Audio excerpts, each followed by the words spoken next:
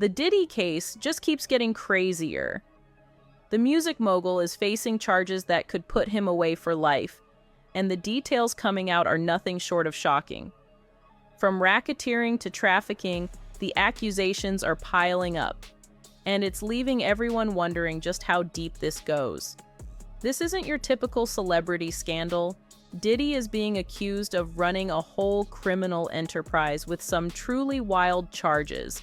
And while his lawyers are saying this is different from cases like R. Kelly and Epstein, the similarities are hard to ignore. The deeper you dig, the worse it gets.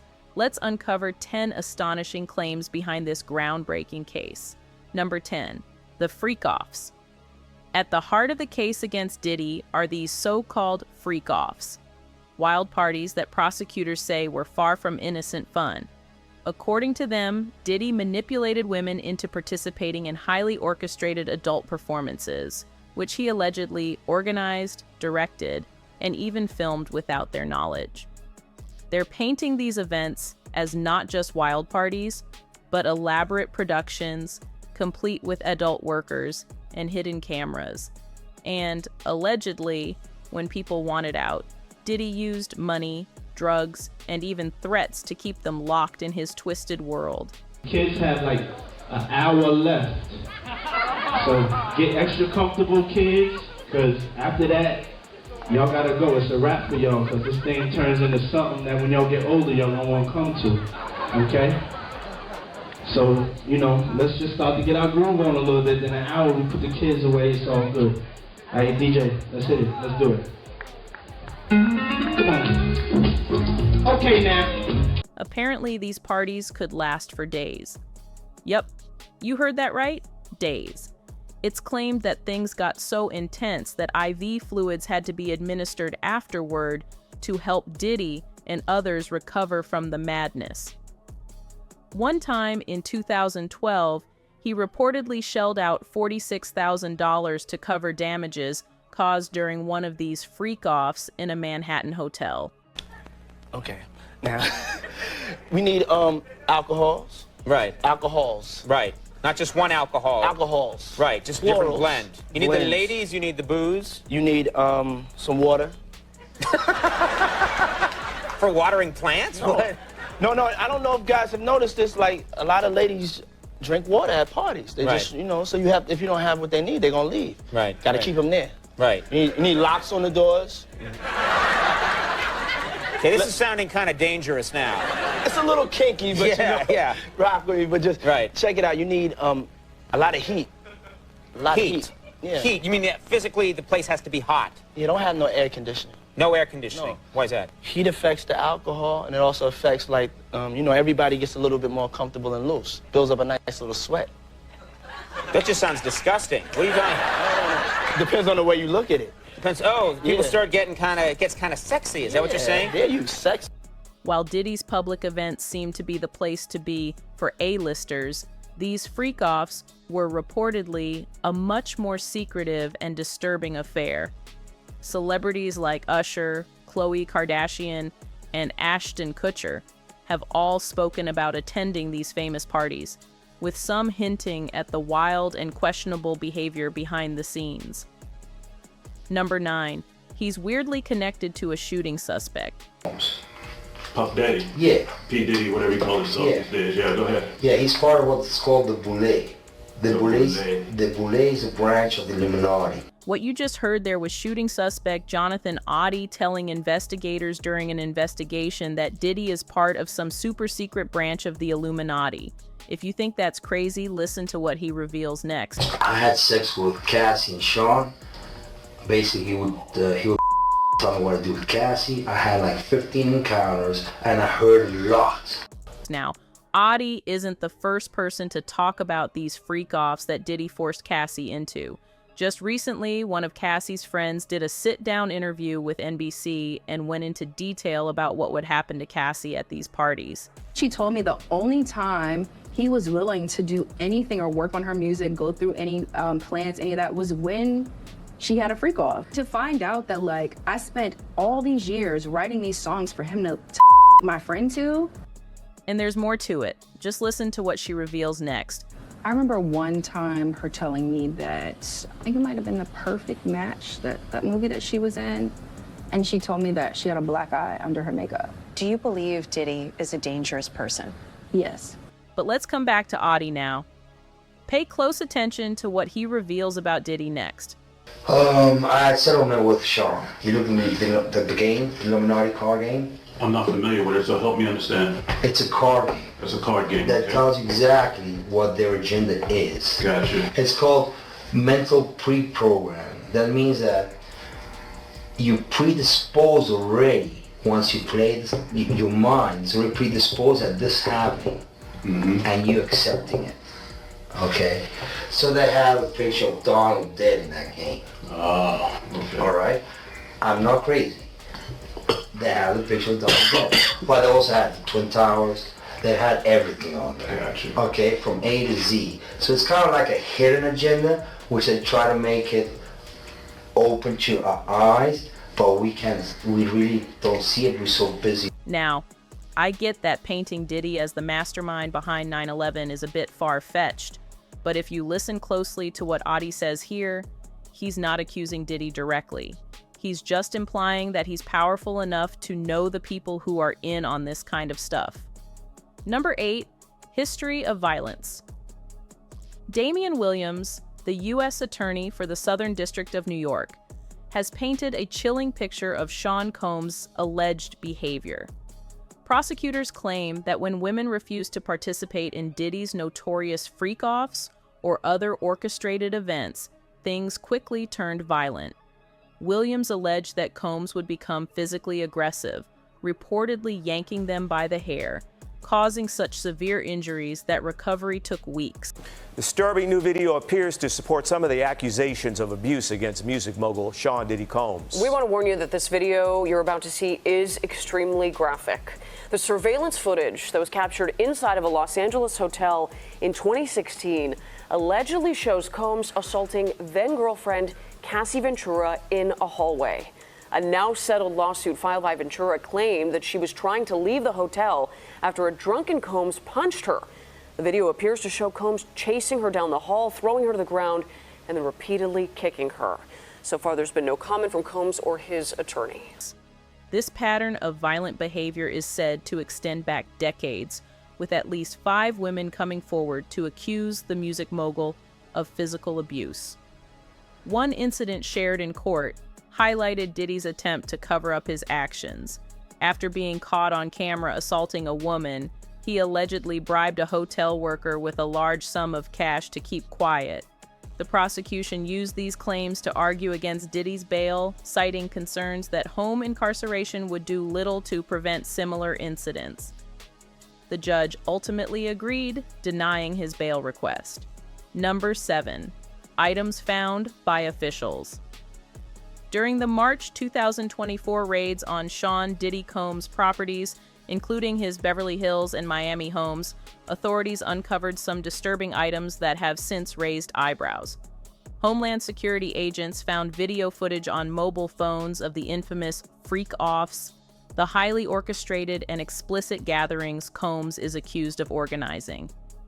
In addition to these videos, a staggering 1,000 bottles of baby oil were discovered, which left many wondering about the extent of these events. The investigation also turned up a significant stash of firearms and ammunition, some of which had defaced serial numbers, suggesting attempts to conceal their origin. This discovery added more weight to the already mounting allegations of sex trafficking, racketeering, and other illegal activities Combs is facing. Number 6, Diddy is accused of arson. Prosecutors have revealed some chilling details as part of their case against Sean Diddy Combs, accusing him of orchestrating violent acts of retaliation. One such allegation involves Diddy bragging about using a Molotov cocktail to set fire to a victim's car.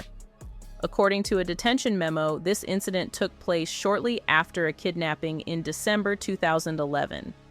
The story goes that Diddy and his associates had abducted a victim and later attempted to break into another individual's home. Just 2 weeks after the failed home invasion, Diddy allegedly led his group to torch the victim's convertible by cutting open the roof and hurling a Molotov cocktail inside. Authorities, including police and fire officials, reportedly confirmed the fire had been set intentionally, leaving no doubt about the nature of the attack. Number 5. Who helped Diddy? The district attorney's investigation paints a grim picture of Sean Diddy Combs' involvement in various criminal acts, and it's becoming evident that he allegedly did not act alone. Prosecutors have indicated that Diddy leveraged his wealth and influence to get his way, reportedly using his business and a network of employees to facilitate and cover up his actions. Among those implicated are high-ranking supervisors, security guards, personal assistants, and household aides, all of whom are said to have played roles in concealing the shocking crimes.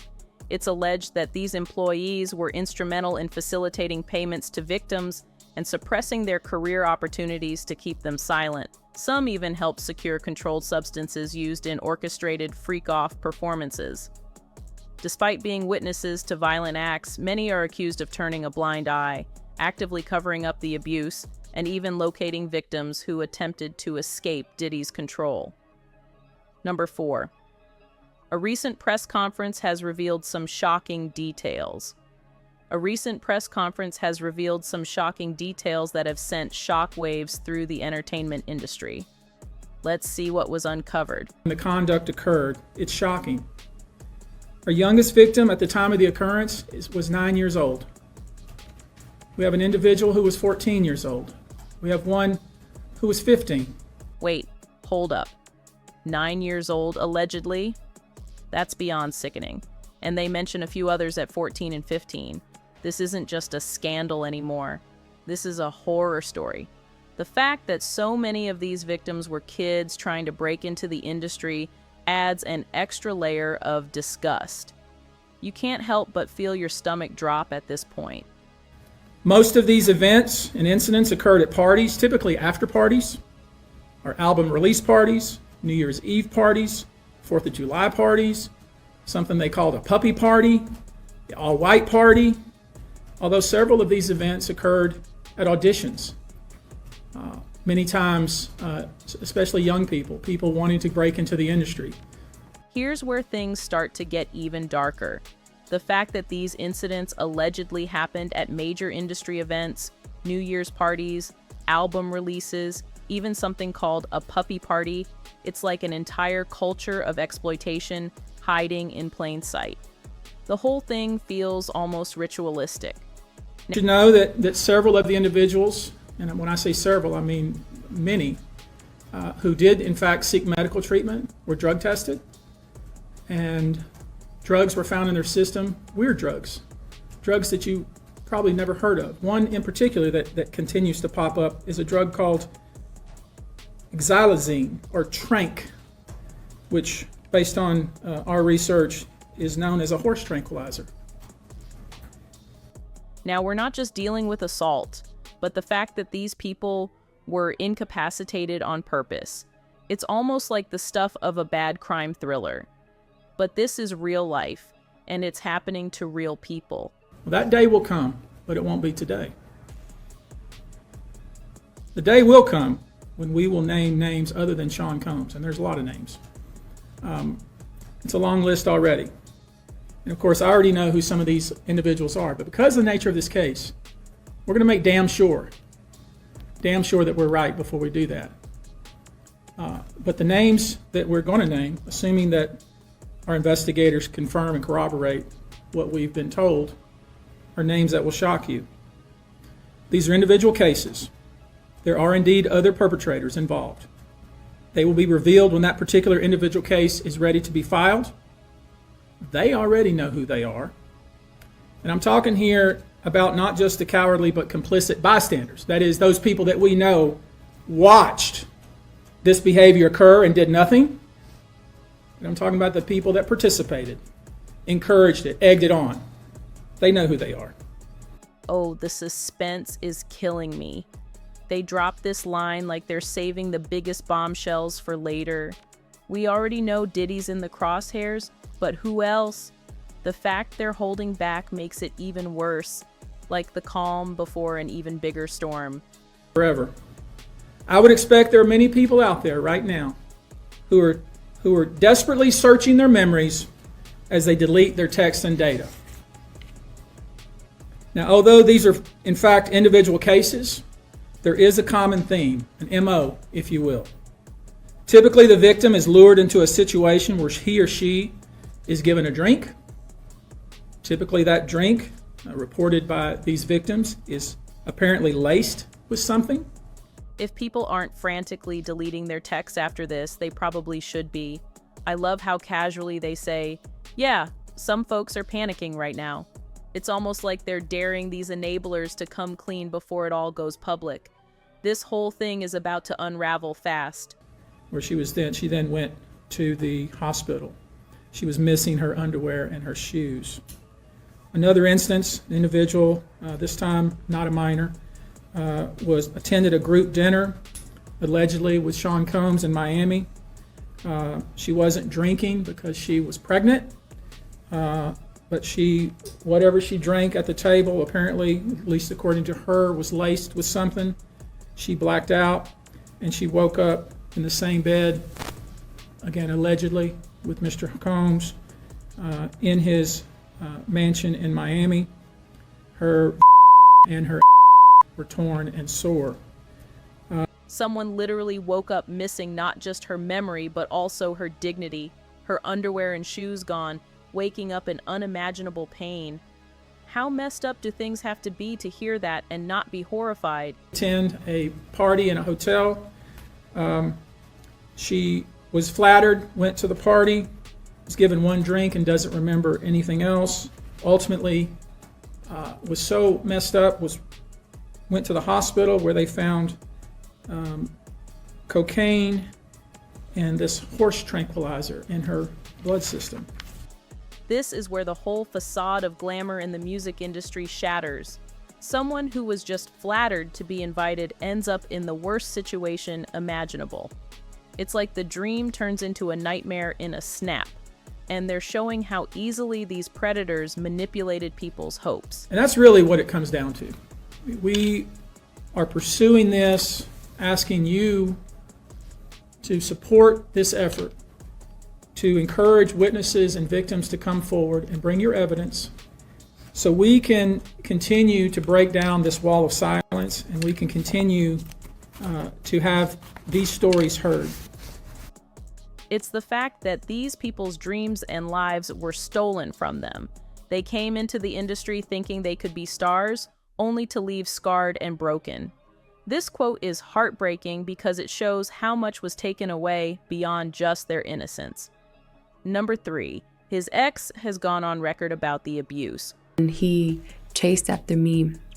He pushed me to the ground outside, and he took my hair and was dragging me across the grass in my hair with my hair. What you just heard was Diddy's ex-girlfriend Gina Hine describing her 5-year relationship with the rapper. But if you think that's bad, let me tell you, this is just the beginning. He had caught me texting another man. We was in Miami, and it got really crazy that time. We were in his closet, and he pushed me, and I fell to the ground. So I was laying on my back, and he stood over me, and he started punching me like this. He avoided my face, but he started punching me on the side of my head, and I was just covering my face. Now, considering what Gina just revealed, it's not hard to believe that Diddy did the same, or worse, to his other partners like Cassie and Kim Porter. I just had to play my position. What type of did he ever talk to you about him and Cassie's relationship? No, he always spoke highly of Cassie. And here's the thing. Gina isn't the only person from Diddy's life who's come on camera and talked about Diddy's questionable behavior. One of Cassie's friends recently gave an interview to NBC News, and this is what she had to say about Diddy's treatment of Cassie. Showed up at karaoke, where Cassie and a group of friends were celebrating. So he had her back into the corner, and he was cussing her out with his hand in her face. Later that night, Red, who was staying at Cassie's home, says she awoke to screaming. He's standing in the living room area, and she's there, and he was emotional singing, there you are. And I just was oh, he's talking to me. And I remember, like, I don't know if you know what his voice sounds like, but, like, I felt like I was in the presence of his monster inside. She then goes into the horrific details of what would happen at these freak-offs. Tell you about these freak-offs. You know, that he would hire these, like, sex workers and, like, they would have, you know, sex with her or whatever, and he would watch. Do you believe Diddy is a dangerous person? Yes. Lecrae also went on record to describe what happened at Diddy's parties. I've been to a couple Diddy parties. Now, I'm risking a lot by saying this because I know as soon as I say that, all the assumptions are gonna come in and I've been to lots of parties. I've been to Jamie Foxx, I've been with Snoop, T.I., like I've been to lots of places. Here's what I'll say. There are people who will test you. There are people who will see how far your limits are. And if you're willing to take a step, then they'll take two. I, in my personal experience, never saw anything where someone was like, you can't move any further unless you do X, Y, or Z. But what I did see was if you do X, Y, or Z, we'll keep coming. Number 2, Eric Adams gave Diddy a key to NYC and both got charged. Diddy and Eric Adams' public connection has taken a dramatic turn after both men found themselves entangled in separate criminal charges. In a moment that seems surreal in hindsight, Adams, the New York City mayor, presented Sean Diddy Combs with the key to the city on September 15, 2023, declaring the day Diddy Day. At the time, Adams called himself the bad boy of politics while presenting the honor to Diddy, the bad boy of entertainment. The bad boy of entertainment is getting the key to the city from the bad boy of politics. It was a moment meant to celebrate Diddy's influence and his album release, the Love album, Off the Grid. But the festivities didn't last. Shortly after receiving the key, Diddy's past came back to haunt him when Cassie Ventura, his former girlfriend, filed a lawsuit accusing him of abuse and sex trafficking. Things only worsened as video footage surfaced showing Diddy physically assaulting Cassie back in 2016, a move that led to Adams demanding the keys return in June. He expressed being deeply disturbed by the footage, making it clear that his administration stood in solidarity with survivors of gender-based violence. Now, both men face their own legal battles. Diddy for sex trafficking and racketeering charges, and Adams, who just became the first sitting mayor in NYC's history to face federal criminal charges tied to bribery and campaign violations. The parallels between these two once powerful men, both recently indicted, have left a lot of people questioning how much deeper their connection really goes. Number 1, he controls the music industry. Now, let's talk about Diddy and the music industry, because when you're in the business for as long as he has been, you start to make a few enemies, whether you know it or not. Diddy wasn't just in the industry. For a time, he was the industry. He had his hands in everything, running Bad Boy Records, launching careers, and getting celebs under his wing. If you were somebody, you were at Diddy's parties, you were in his circle, and you knew that he had the power to shape your career. But now, after his arrest and all these wild allegations, the narrative is changing, and suddenly some of the same people who've benefited from his influence are real quiet. Or in the case of celebs like Usher, Pink, and Megan Fox, they're deleting posts and wiping their social media accounts clean. Coincidence? Maybe, but fans aren't buying it. The timing is way too suspect. Usher, who's been mentored by Diddy since he was a teen, spent time living with him in the 90s, where he witnessed some wild behavior and a lifestyle that left him confused. Usher recently blamed hackers for wiping his account clean, but many fans aren't convinced and are side-eyeing the timing, wondering if there's more to it. Usher was also mentioned in the legal documents related to Diddy's alleged abuse of Cassie. It's all looking a bit too coincidental for some people.